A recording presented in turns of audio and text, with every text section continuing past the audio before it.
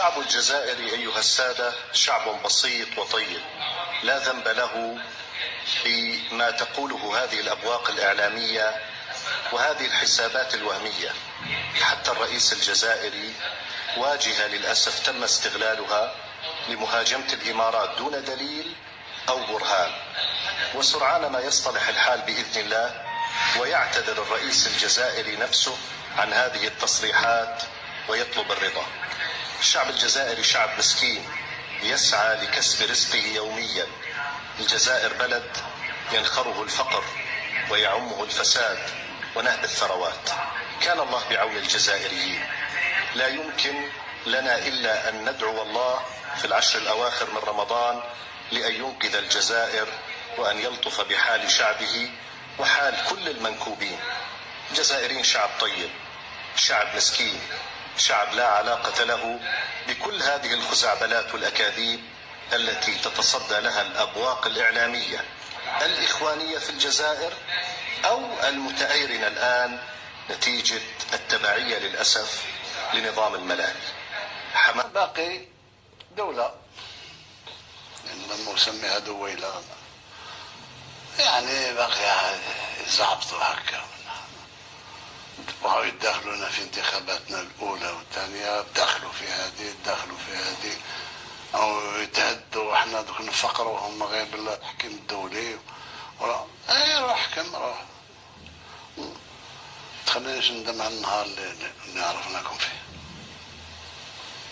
احنا نتمنى باش نزيد نواصل نكونوا قوة نتاع استقرار، قوة تاع خير. اللي راه يحفر لنا اكيد يطيح في الحفرة نتاعهم. حتى هذا قال جبيلة تندوف بشار هي معركة من المعارك اللي خاضوها عظماء هذه البلاد. هذه بداية مشروع وطني. الحكومة بشر لو كان يحرموا غير 20 عائلة من حقها يصنفوها في الصنف اللي ما تحتاج، تصبح ظلم إجحاف. أنا شفتهم لما تكلموا يعني بكل منطق. السنديكات تاعهم ما في حتى شيء اللي ترميه. Les malentendus, il y en aura toujours. Est-ce qu'on n'a pas péché par un manque de communication? Oui, باش ندير دي بوان دو بياج في الاوتوريت هذه ما تكونش. الصحفي اللي عنده ملف يخص وزير بحال ينشروا بلا ما يخاف. انا نقولها لك رسمي، انشر على روحك. نشوف اليوم مثلا فيه بعض الخلل في تطبيق الدستور. كل جزائري اللي عايشين في الخارج غلط ما يجيش يغرق روحه في غلطات. ما يقدرش يعيش في الخارج الا ما رضاوش عليه المخابرات تاع ديك البلاد. Si tu permets, en toute démocratie, je ne réponds pas en ce qui concerne la France.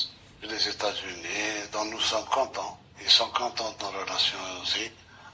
C'est bizarre avec les grands, on s'entend. أنا شوفيني فيما يخص الفريق الوطني. ساعة نطفي ونشعل ونسول الأولاد شحراهم نشعل. صح دولة لما نسميها دويلة، يعني باقي زعبطوا هكا وهو يدخلونا في انتخاباتنا الأولى والثانية، دخلوا في هذه أو يتهدوا احنا دوك نفقروا هم غير بالتحكيم الدولي. روح حكم روح، تخلينيش ندم على النهار اللي عرفناكم فيه. احنا نتمنى باش نزيد نواصل نكونوا قوة نتاع استقرار، قوة تاع خير. اللي راه يحفر لنا اكيد يطيح في الحفرة نتاعهم.